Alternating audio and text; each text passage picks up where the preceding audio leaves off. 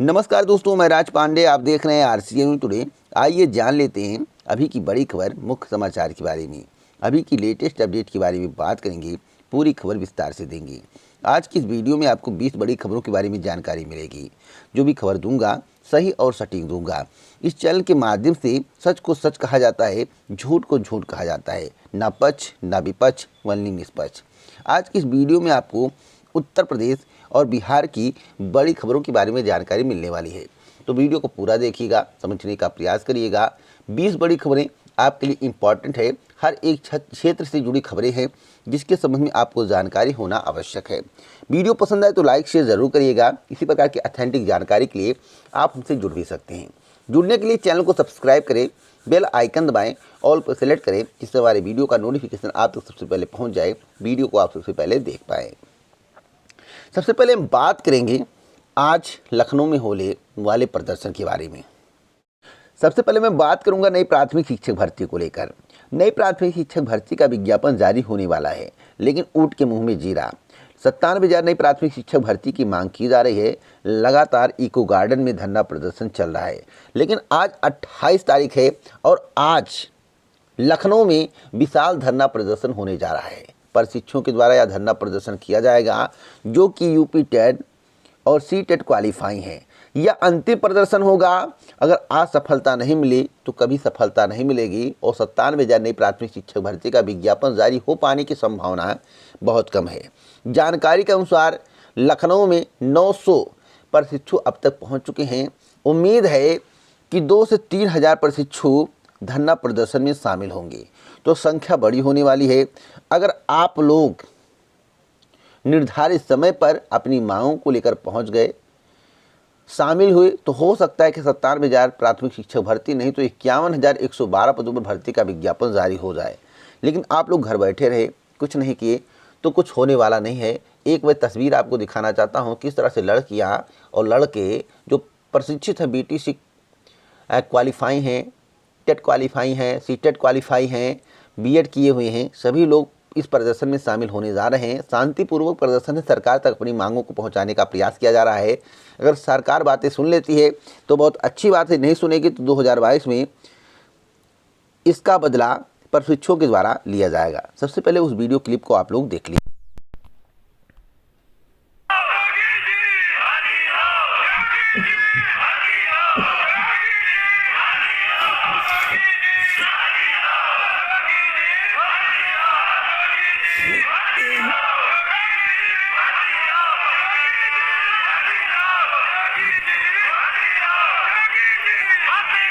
अगली खबर शिक्षक भर्ती को लेकर है। शिक्षक भर्ती के अभ्यर्थियों का राजधानी में दिन भर प्रदर्शन। शिक्षा मंत्री और भाजपा कार्यालय के साथ मुख्यमंत्री आवास पर धरना। जिस तरह से प्रशिक्षुओं का, अभ्यर्थियों का, बेरोजगारों का, प्रतियोगी छात्रों का टांग पकड़कर खींचा जा रहा है, यह बहुत ही दुखदायी है। बेसिक के 69,000 सहायक शिक्षक भर्ती में गड़बड़ियों का आरोप लगाकर विभिन्न मांगों को लेकर अभ्यर्थियों ने बेसिक शिक्षा मंत्री सतीश द्विवेदी के आवास, मुख्यमंत्री आवास और भाजपा कार्यालय के समक्ष प्रदर्शन किया। आरक्षण पीड़ित OBC और SC वर्ग के अभ्यर्थियों ने सोमवार सुबह बेसिक शिक्षा मंत्री के आवास का घेराव किया। अभ्यर्थियों ने बताया कि शिक्षा विभाग ने केवल 6,000 सीटों पर आरक्षण विसंगति को दूर किया है, जबकि 19,000 सीटों पर घपला है। मैं आपको बताना चाहता हूं कि वर्तमान सरकार जिस तरह से आरक्षित वर्ग के अभ्यर्थियों की टांग पकड़कर खींच रही है, यह बहुत ही दुखदायी है। जो टांग पकड़कर खींच रहे हैं यह योगी जी के पुलिस हैं, और बिना शासन के निर्देश पर ऐसा कुछ हो नहीं सकता है। और जो कैंडिडेट आपको दिखाई दे रहा है, या तो OBC कैंडिडेट होगा या SC कैंडिडेट होगा। तो OBC SC का क्या हाल है आप अपनी स्क्रीन पर देख सकते हैं। और यहाँ पर जो आंसू छलक रहे हैं या मुख्यमंत्री जी को दिखाई नहीं देंगे। मुख्यमंत्री आवास के बाहर सोमवार को प्रदर्शन कर रहे शिक्षक भर्ती के अभ्यर्थियों को हटाते पुलिसकर्मी, वही बेसिक शिक्षा मंत्री के आवास के बाहर प्रदर्शन कर रहे अभ्यर्थी की आंखों में आ गए आंसू। तो वर्तमान सरकार में आरक्षित वर्ग की क्या स्थिति है, आप अपनी आंखों से देख सकते हैं। आंखों से जब आंसू छलकते हैं तब एहसास होता है। और मैं आपको बताना चाहता हूं, देश में अंधभक्तों की कमी नहीं है। उत्तर प्रदेश में अंधभक्तों की कमी नहीं है। आरक्षण की व्यवस्था आज से नहीं, बहुत पहले से है। और आरक्षण की व्यवस्था होते हुए भी जनरल को नौकरी मिलते थे, लेकिन वर्तमान में हिंदू मुस्लिम जात वात में बांट दिया गया है और जिस तरह से ओबीसी अभ्यर्थियों के हक का हनन हो रहा है यह पूर्णतः गलत है। जो नियम कानून है, जो नियम बन चुके हैं, जो संविधान है, उसके अनुरूप सरकार को काम करना चाहिए, लेकिन सरकार उसके विपरीत काम कर रही है, पूर्णतः गलत है। एक को फ़ायदा पहुंचाने के लिए दूसरे के हक का हनन नहीं किया जाना चाहिए। मैं जहां तक मानता हूं, आपकी क्या राय है? आप लोग अपनी राय कमेंट बॉक्स में ज़रूर दें। अगली खबर प्राइमरी स्कूलों को लेकर है। प्राइमरी स्कूलों में 31 से अवकाश रहेगा, जिसके संबंध में आदेश जल्द ही जारी किया जाएगा। प्रदेश के प्राइमरी व जूनियर स्कूलों में 31 दिसंबर से 14 जनवरी तक शीतकालीन अवकाश रहेगा। बिजली शिक्षा विभाग के टाइम एंड मोशन स्टडी के आदेश के तहत यह अवकाश दिया जा रहा है, तो आदेश जल्द ही आपको देखने को मिलेगा। अगली अपडेट है चुनाव आयोग को लेकर। चुनाव आयोग का दल आज से यूपी में। चुनाव आयोग के द्वारा चुनाव की तैयारियां की जा रही हैं। आयोग के अधिकारी मंगलवार को राष्ट्रीय और क्षेत्रीय राजनीतिक दलों के साथ आयोग के अधिकारियों के साथ बैठक करेंगे। इसी दिन पुलिस विभाग के नोडल अधिकारी और केंद्रीय पुलिस फोर्स के अधिकारियों के साथ बैठक होगी। 29 दिसंबर को सुबह जिला निर्वाचन अधिकारियों, पुलिस कप्तान और पुलिस महानिरीक्षक के साथ बैठक करेंगे। इसी दिन 3 से रात 9 बजे तक जिला निर्वाचन अधिकारी, एसपी, कमिश्नर, पुलिस महानिरीक्षक के साथ बैठक होगी। तीसरे दिन यानी कि 30 दिसंबर को मुख्य सचिव राजेंद्र कुमार तिवारी और पुलिस महानिरीक्षक मुकुल गोयल के साथ सुबह करीब 10 बजे से बैठक होगी। इसके बाद 12 बजे केंद्रीय चुनाव आयुक्त प्रेस कॉन्फ्रेंस करके चुनावी तैयारियों के बारे में जानकारी देंगे। अगली अपडेट दिल्ली विश्वविद्यालय की है। दिल्ली विश्वविद्यालय के 100 साल पूरे होने पर पढ़ाई में होंगे बदलाव। अगले साल से शुरू होना है 4 वर्षीय स्नातक पाठ्यक्रम, तो पूरी तैयारियां की जा रही हैं। एक और यूपी टीईटी परीक्षा और ए भर्ती परीक्षा को लेकर है। दोनों परीक्षाएं टकराने के कारण अभ्यर्थी असमंजस की स्थिति में हैं। उत्तर प्रदेश शिक्षक पात्रता परीक्षा 2021 और सम्मिलित राज्य अभियंत्रण सेवा सामान्य चयन विशेष चयन परीक्षा 2021 की तिथि टकरा गई है। दोनों ही परीक्षाएं 23 जनवरी 2022 को प्रस्तावित हैं। बड़ी संख्या में अभ्यर्थियों ने दोनों परीक्षाओं के लिए आवेदन किए हैं।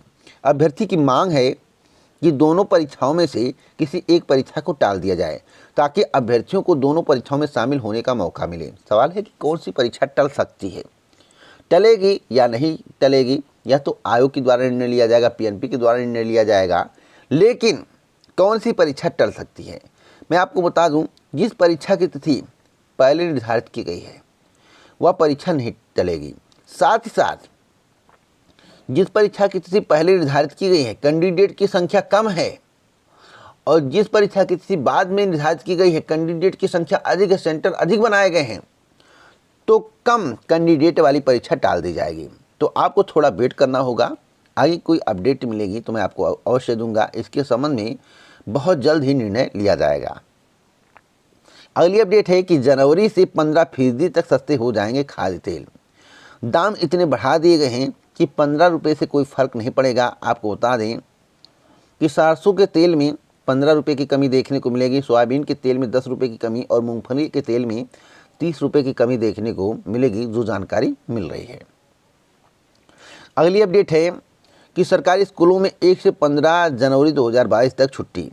दिल्ली सरकार ने सरकारी स्कूलों में नर्सरी से 5वीं कक्षा तक के 1 से 15 जनवरी 2022 तक शीतकालीन अवकाश घोषित किया है। इस दौरान ऑफलाइन, ऑनलाइन या किसी भी प्रकार की कोई शैक्षणिक गतिविधियां नहीं होंगी।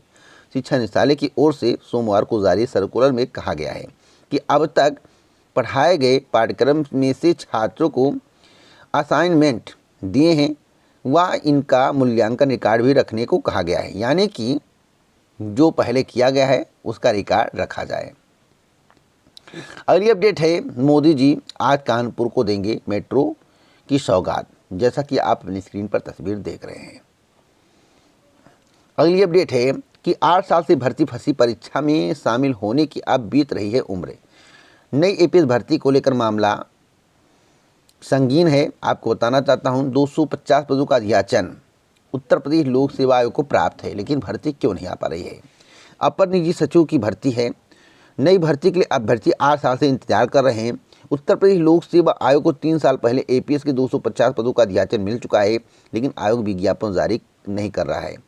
इस भर्ती के इंतजार में तमाम अभ्यर्थियों की परीक्षा में शामिल होने के लिए निर्धारित अधिकतम आयु सीमा भी पूरी हो चुकी है। सोमवार को अभ्यर्थियों ने इस मसले पर आयोग में प्रदर्शन किया और ज्ञापन सौंपा। मैं आपको बताना चाहता हूँ, मामला शासन में विचाराधीन है। शासन में विचाराधीन होने के कारण भर्ती का विज्ञापन उत्तर प्रदेश लोक सेवा आयोग के द्वारा नहीं निकाला जा रहा है। जब तक शासन से मामले का समाधान नहीं होगा, भर्ती का विज्ञापन नहीं आएगा, अभी आपको थोड़ा और इंतजार करना पड़ सकता है। एक और महत्वपूर्ण खबर उत्तर प्रदेश लोक सेवा आयोग की है, प्राप्तांक और कटाप को लेकर, जिसके लिए अभ्यर्थी अड़े हुए हैं। उत्तर प्रदेश लोक सेवा आयोग ने पिछली कुछ प्रमुख प्रारंभिक परीक्षाओं के कटाप एवं प्राप्तांक जारी नहीं किए हैं। अभ्यर्थी इस मांग पर अड़े हैं कि प्रारंभिक परीक्षा के प्राप्तांक एवं कटाप अंक जारी किए जाएं। साथ ही अंतिम चयन परिणाम के साथ कटाप एवं प्राप्तांक भी परिणाम के साथ ही जारी कर दिए जाएं। प्रतियोगी छात्र संघर्ष समिति के अध्यक्ष अवनीश पांडे का कहना है कि इस मामले पर आयोग में कई बार ज्ञापन दिया जा चुका है, लेकिन आयोग इस पर कुछ भी नहीं कर रहा है। आयोग शांत बैठा हुआ है।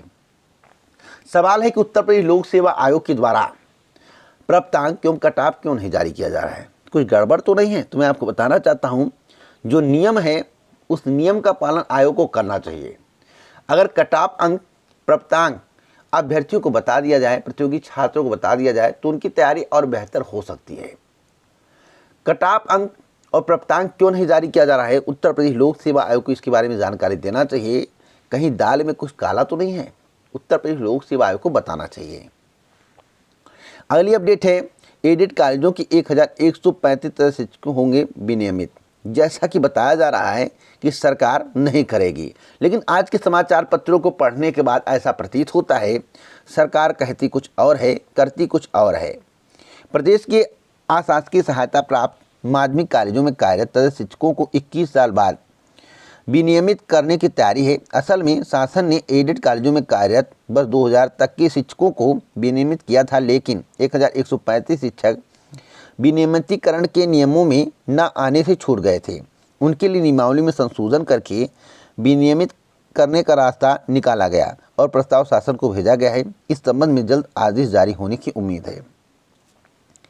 आप बताइए, इतने पदों को भर दिया जा रहा है विनियमितीकरण से, और सरकार के द्वारा कहा जा रहा था, जो सूचनाएं मिल रही थी कि सरकार इसके पक्ष में नहीं है। पक्ष में नहीं है तो आदेश क्यों जारी होने वाला है और मौका क्यों मिलने वाला है? फिलहाल आप लोग अपनी राय कमेंट बॉक्स में ज़रूर दें। क्या तदर्थ शिक्षकों को विनियमित करना चाहिए? आपकी राय हमारे लिए अति महत्वपूर्ण है। यहाँ पर देखिए, साफ साफ लिखा हुआ है कि 21 वर्ष से देख रहे थे राह, चुनाव के मौके पर विभाग ने बढ़ाया कदम। तो चुनाव का लाभ लेने के लिए यह किया जा रहा है। सत्यता यही है, जो काम हो रहे हैं बस चुनाव के मद्देनजर हो रहे हैं। चुनाव समाप्त होने के बाद कौन से काम रुकेंगे, कौन से काम होंगे, कब होंगे, इसकी कोई जानकारी किसी को नहीं है। अगली अपडेट है, नहीं टलेंगे विधानसभा के चुनाव। जैसा कि मेरे द्वारा आपसे बताया गया था कि 80% चांस है कि चुनाव नहीं टलेगा, क्योंकि कल बैठक हुई है जिसके संबंध में मेरे द्वारा आपको जानकारी दी गई थी। केंद्रीय स्वास्थ्य सचिव राजेश भूषण से मुलाकात में चुनाव आयोग का सुझाव। फिलहाल परीक्षा टाली जा सकती है, स्कूल बंद किए जा सकते हैं, लेकिन चुनाव नहीं टाले जा सकते हैं। और मैं आपको बताना चाहता हूं, अगर चुनाव टलते तो आपकी परीक्षाएं भी प्रभावित होती हैं। तो चुनाव समय से हो जाएगी तो आपकी परीक्षाएं भी जो हो रही हैं होती रहेंगी और कोई दिक्कत नहीं होगी। कुछ पाबंदियां हो सकती हैं जिस तरह से पहले होती थी। फिलहाल अभी इतना खतरा नहीं है कि चुनाव को टाल दिया जाए और परीक्षाओं को टाल दिया जाए। तो वेट करिए, आदर्श आचार संहिता कब लगेगी, आपके जहन में सवाल होगा। तो इस विषय में इसी वीडियो में आपको जानकारी मिलेगी, वीडियो को देखते रहिएगा। अगली खबर स्वास्थ्य सूचकांक को लेकर है। स्वास्थ्य सूचकांक में केरल और मिजोरम बेहतर राज्य। आपको मालूम होगा कि बीजेपी सरकार हमेशा बड़े बड़े दावे करती है। उत्तर प्रदेश की योगी सरकार इतने बड़े दावे कर देती है जो हजम नहीं होता है। मैं आपको साक्ष्य दिखाना चाहता हूं कि उत्तर प्रदेश की स्वास्थ्य व्यवस्थाएं कैसी हैं। यहाँ पर साफ साफ लिखा हुआ है कि नीति आयोग के चौथे स्वास्थ्य सूचकांक के अनुसार बड़े राज्यों में सभी मानकों पर स्वास्थ्य के क्षेत्र में केरल ने एक बार फिर शीर्ष स्थान हासिल किया है, जबकि यूपी सबसे पीछे है। पीछे नहीं, सबसे पीछे। एक पीछे होता है, एक सबसे पीछे होता है। अंधभक्तों को यह बात रास नहीं आएगी कि मैं आपको हकीकत से रूबरू करा रहा हूँ, सही जानकारी दे रहा हूँ। अभी हमसे सवाल करने लगेंगे। मैं आपको बताना चाहता हूँ, उत्तर प्रदेश की स्वास्थ्य व्यवस्थाएं बद से बदतर हो गई हैं और उत्तर प्रदेश की योगी सरकार के दावे खोखले नजर आ रहे हैं, क्यों लोगों को गुमराह किया जा रहा है। अगर गुमराह नहीं किया जाता तो आज शीर्ष पर होता या दूसरे स्थान पे होता, तीसरे स्थान पे होता, पांचवें स्थान पर होता, यूपी सबसे पीछे नहीं होता। तो यहाँ पर साफ साफ लिखा हुआ है, आप इसे पढ़ सकते हैं। नई दिल्ली की खबर है और यहाँ पर देखिए लिखा हुआ है, एक बार फिर देख लीजिए, नहीं तो आप कहेंगे कहाँ है। यहाँ पर देखिए लिखा हुआ है, यहाँ पर देखिए लिखा हुआ है, मैं आपको दिखा दे रहा हूँ, एक बार फिर दिखा दूँ। यहाँ पर यूपी सबसे पीछे है। अगली अपडेट है कि बिहार में आज और कल हल्की बारिश के आसार। सूबे में बादलों का बसेरा शुरू हो गया है और न्यूनतम तापमान में लगातार वृद्धि हो रही है। पिछले 24 घंटों में अधिकतम तापमान में वृद्धि दर्ज की गई है, लेकिन अब आसमान में बादल अगले 24 घंटे में धीरे धीरे सघन हो रहे हैं। इससे मंगलवार और बुधवार को राज्य में कई हिस्सों में बारिश होने के आसार जताए जा रहे हैं। उत्तर प्रदेश में भी बादल छाए रहेंगे, उत्तर प्रदेश में भी बारिश होने की संभावनाएं प्रबल हैं। अगली अपडेट है अभ्यर्थियों के प्रमाण पत्रों के सत्यापन को लेकर, जो कि 21/2022 तक पूरा करना है। यहाँ पर देखिए लिखा हुआ है 21 फरवरी 2022। शिक्षा विभाग ने सभी जिलों को निर्देश दिया है कि प्रारंभिक विद्यालयों में शिक्षक पद पर नियुक्ति के लिए चयनित अभ्यर्थियों के शैक्षणिक और प्रशैक्षणिक प्रमाण पत्रों का सत्यापन अनिवार्य रूप से 21 फरवरी 2022 तक कर लें, ताकि उसके बाद नियुक्ति की प्रक्रिया को प्रारंभ किया जा सके। तो 21 फरवरी 2022 डेडलाइन दी गई है।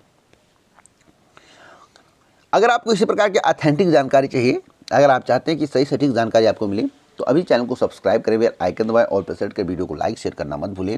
अगर आपको वीडियो पसंद आए तो लाइक करें, शेयर जरूर करें। जय हिंद, जय भारत, तो नमस्कार।